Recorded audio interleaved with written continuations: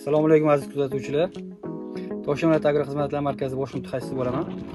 Bugungi sizlarga ko'rsatmoqchi bo'lgan videoyimiz Toshkent viloyat Parkent tumanida pomidorini orasiga pomidor bilan qo'shib rayhon ekish tavsiya berilgan agro xizmatlar markazi tomonidan va bu tavsiyaga binoan rayhon ekilgan. Mana ko'rib turibsizlar rayhonni.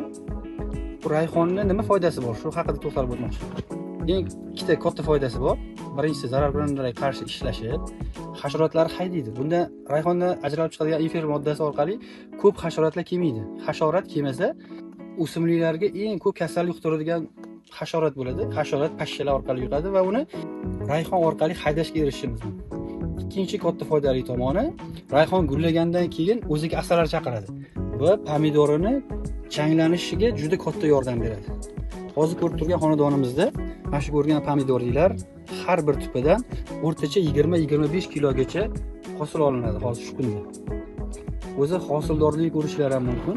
O'rtacha hosildor, yana bir marta qaytaraman, o'rtacha hosildorlik 20-25 kilogacha.